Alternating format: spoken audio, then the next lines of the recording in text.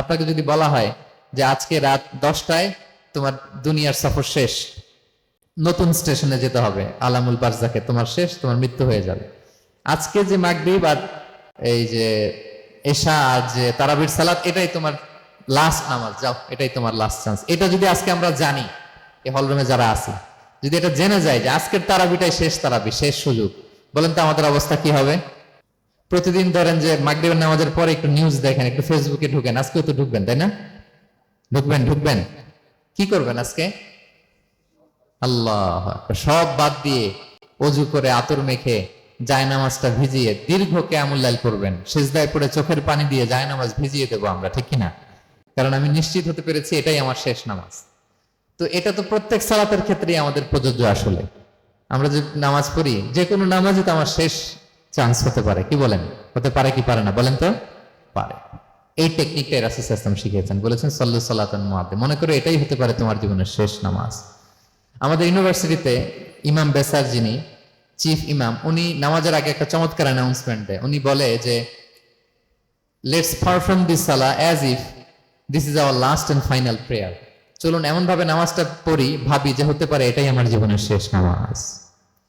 তাহলে সম্মানিত, শুধু এই ভাবনাটা নিয়ে যদি আমরা মুসল্লায় দাঁড়াই, দেখবেন যে ওই দিন আপনার মনে দিক সেদিক যাবে না, একটা ভয় কাজ করবে যে হায়রে হতে পারে এটাই আমার লাস্ট চান্স, আর আমার রবকে সিজদা দেওয়ার সুযোগ হয়তো আমি আর পাবো না। সফল হয়েছে বিশ্বাসীরা, ওই বিশ্বাসীরা যারা তাদের সালাতে বিনয়াবনত থাকে, বিনম্র থাকে। সালাত যখন আদায় করে তারা খুশু খুদুর সাথে সালাত আদায় করে, এটা হচ্ছে প্রথম বৈশিষ্ট্য। বিনয়ের সাথে। খুশু খুদু মানে হচ্ছে অন্তরের একাগ্রতা এবং অঙ্গ প্রত্যঙ্গের একাগ্রতা। খুব সহজে আপনার অন্তরটাও থাকবে, এখানে আল্লাহর ভয় থাকবে, একাগ্র চিত্তে আপনি আল্লাহকে স্মরণ করবেন, আবার অঙ্গ প্রত্যঙ্গ গুলো ঠিক থাকবে, এগুলো নড়াচড়া করবে না। আমরা অনেকে সালাতে দাঁড়ালে খুব বেশি নড়াচড়া করি, সালাতে কিন্তু খুব বেশি মুভমেন্ট করা যায় না, এটা নিষেধ। খুব জরুরি প্রয়োজন ছাড়া মুভমেন্ট করা নিষেধ। আল্লাহ বলেন আল্লাযীনা হুম ফি সালাতিহিম খাশিউন, প্রথম বৈশিষ্ট্য হচ্ছে যারা তাদের সালাতে বিনয়াবনত থাকবে, একাগ্র চিত্তে সালাত আদায় করবে। এতটা একাগ্র চিত্তে তারা অন্তরের মধ্যে এই উপলব্ধি ধারণ করবে যে আমি যে ইবাদত করছি এটা আল্লাহ দেখছেন, Allah is watching me, Allah is observing me, Allah তাআলা সরাসরি দেখছেন। এবং রাসূল সাল্লাল্লাহু আলাইহি ওয়াসাল্লাম এটাই বলেছেন যে আনতা আবুদাল্লাহ কাআন্নাকা তারাহু ফাইন লাম তাকুন তারাহু ফাইন্নাহু ইয়ারাক, এমন ভাবে ইবাদত করো মনে করো যে তুমি আল্লাহকে দেখছো।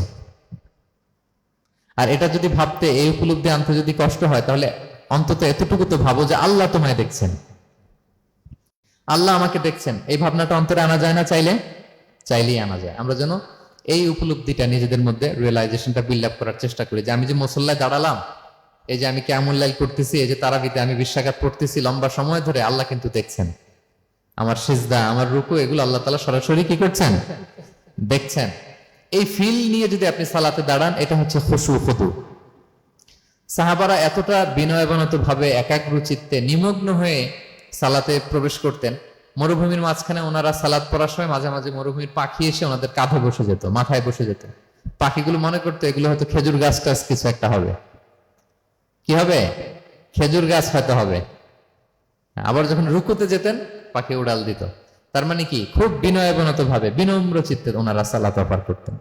তাহলে এটা হচ্ছে প্রথম বৈশিষ্ট্য। প্রিয় ভাইরা, আমরা যেন সালাতে অত্যন্ত বিনয়ের সাথে একাগ্র চিত্তে, with full of solemnity and submission, একটা সাবমিসিভ ভাব যেন আপনার থাকে, যে আপনি নিজেকে সর্বোচ্চ উজাড় করে নিজেকে আল্লাহর কাছে পেশ করছেন।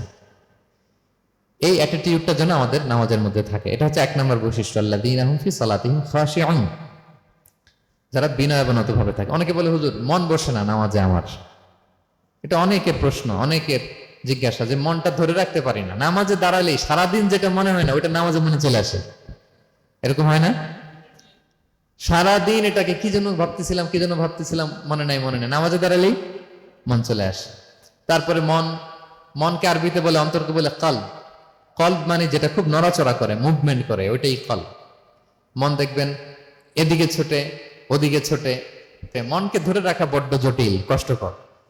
তো এটা স্বাভাবিক। অনেকেই বলে হুজুর আমার মন থাকে না নামাজে, একাগ্র চিত্তে নামাজ তো আদায় করতে চাই কিন্তু মনটাকে ধরে রাখা যায় না। তো কিভাবে এই খুশু খুদু সাবমিসিভনেস আপনি কিভাবে বাড়াবেন, এটাও বিষ্ণু ইসলাম আমাদেরকে ইনস্ট্রাক্ট করেছেন, গাইড করেছেন। কিভাবে এই খুশুটা আসবে, অন্তরের মধ্যে একাগ্রতা আসবে। 1 নম্বর পদ্ধতি হচ্ছে খুশু খুদু বাড়ানোর, সালাতে যখন আপনি দাঁড়াবেন, বিষ্ণু বলেন সল্লু সলাতান মুআদ্দিয়া। বিষ্ণু বলেন মনে করো যে নামাজটা পড়তেছো এটা হতে পারে তোমার বিদায়ী নামাজ, শেষ নামাজ জীবনের, হতে পারে না? ধরেন যে মাগরিবের সালাত যে আমরা আজকে পড়বো, এমন তো হতে পারে এটাই আমাদের জীবনের শেষ নামাজ। কি বলেন, হতে পারে কি না? পারে। আমরা কে কখন চলে যাব আমাদের তো জানা নাই।